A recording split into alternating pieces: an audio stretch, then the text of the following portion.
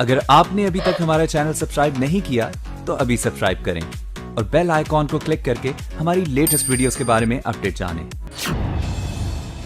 क्या बीजेपी के विजयी रथ को रोक पाएंगे अखिलेश यादव? क्या योगी आदित्यनाथ फिर बनेंगे सूबे के सीएम? क्या यूपी में टूट जाएगा पुराना सियासी रिकॉर्ड? क्या बीजेपी को रिकॉर्ड बनाने से रोक पाएगा विपक्ष? देखिए कौन दे सकता है योगी को प्रदेश में चुनौती। उत्तर प्रदेश एक ऐसा राज्य है जहां किसी भी पार्टी ने लगातार 2 बार जीत दर्ज नहीं कर पाई। यहां कभी सपा ने सरकार बनाई तो फिर सपा के बाद बीएसपी ने सरकार बनाई और जो दल सत्ता में रहा वो दोबारा सत्ता में आने का दावा तो करता रहा, लेकिन किसी भी दल ने ये रिकॉर्ड नहीं बना पाया कि वो सत्ता में फिर से लगातार काबिज हो सके।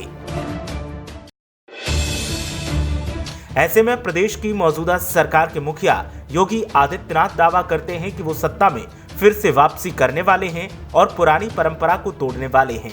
हालांकि योगी आदित्यनाथ को हराने के लिए विपक्ष लगातार प्रयास कर रहा है, लेकिन बीजेपी का कहना है कि हमारी मजबूती के सामने विपक्ष कहीं नहीं टिकता, इसलिए सरकार हम ही बनाएंगे।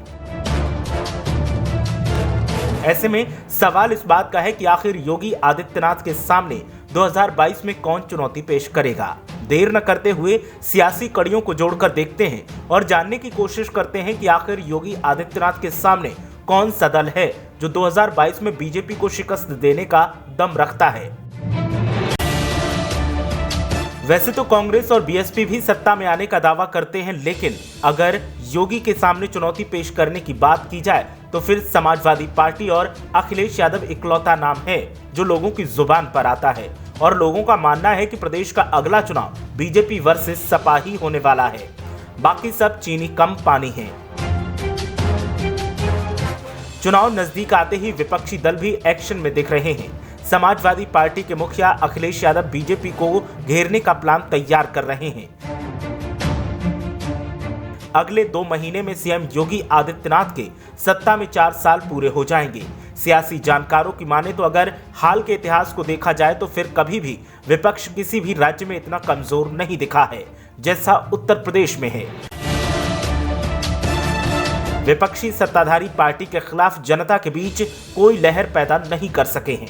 इसका सबसे बड़ा उदाहरण है उत्तर प्रदेश में 2019 के चुनाव में बीजेपी का शानदार प्रदर्शन, जबकि बीजेपी को घेरने के लिए समाजवादी पार्टी और बीएसपी ने गठबंधन भी किया था।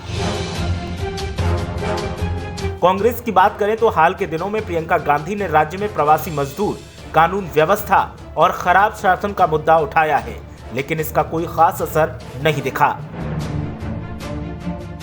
प्रियंका पार्टी के संगठनात्मक कामों में सक्रिय रूप से जुड़ी रहीं, लेकिन राज्य में वो ज्यादातर वक्त गायब रहीं। इसके अलावा साल 2020 में समाजवादी पार्टी भी गायब रही, जबकि बीएसपी का रुख बीजेपी के खिलाफ बेहद नरम रहा।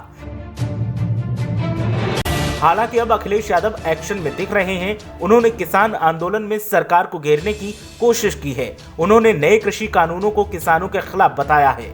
अखिलेश जिलों का दौरा कर रहे हैं, पार्टी कार्यकर्ताओं और नेताओं से मिल रहे हैं। पार्टी ने अपने कार्यकर्ताओं के लिए प्रशिक्षण सत्र भी शुरू किया है, जहां हाल ही में चित्रकूट में आयोजित एक ऐसे शिविर में अखिलेश यादव ने हिस्सा भी लिया।